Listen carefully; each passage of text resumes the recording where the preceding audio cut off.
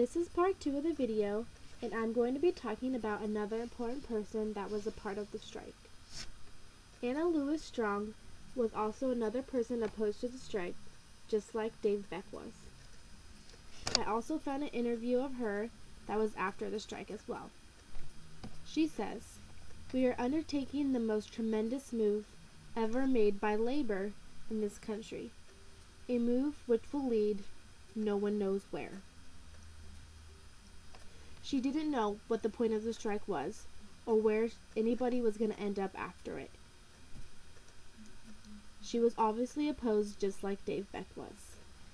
There was actually a documentary made about her in the General Seattle strike, which contains the only footage in the world of the strike.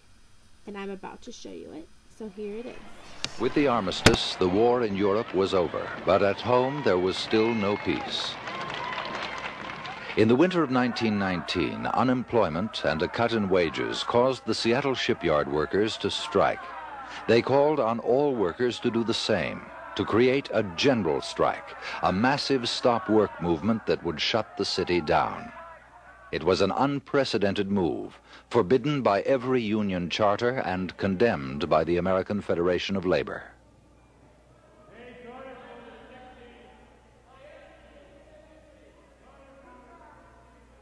As the deadline for the strike drew near, panic sent people into the stores to hoard food and supplies.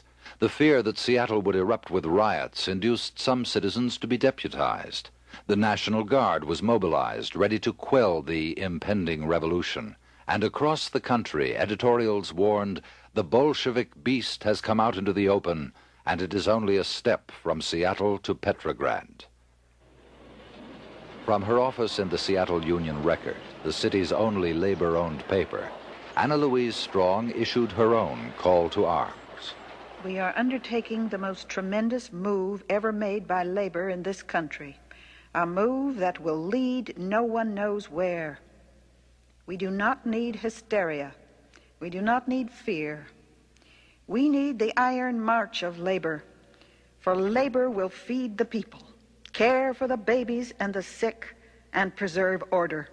Not the withdrawal of labor power, but the power of the workers to manage will win this strike."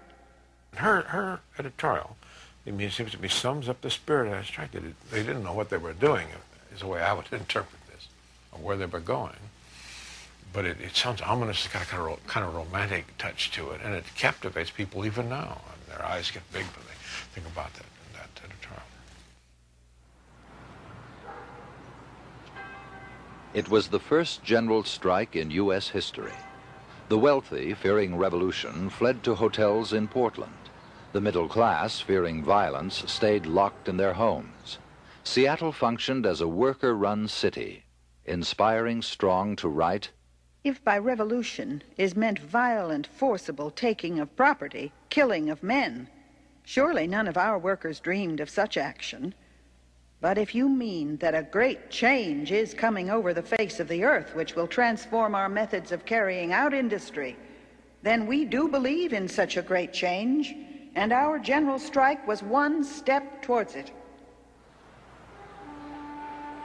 After only 3 days, the strike collapsed. But for Anna Louise Strong, it was not the end, but the beginning. Anna Louise Strong, by this editorial No One Knows Where and the subsequent Seattle General Strike, made a name for herself as a radical calling for revolution.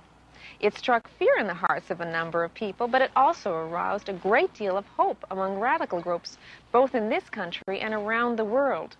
She therefore never lost this one incident from her own background, and she was proud of it. She would always say to herself in coming years, if she was ever tired or felt she was losing her drive, to be back to the Seattle General Strike days when that was really the most important thing that was going on in the world.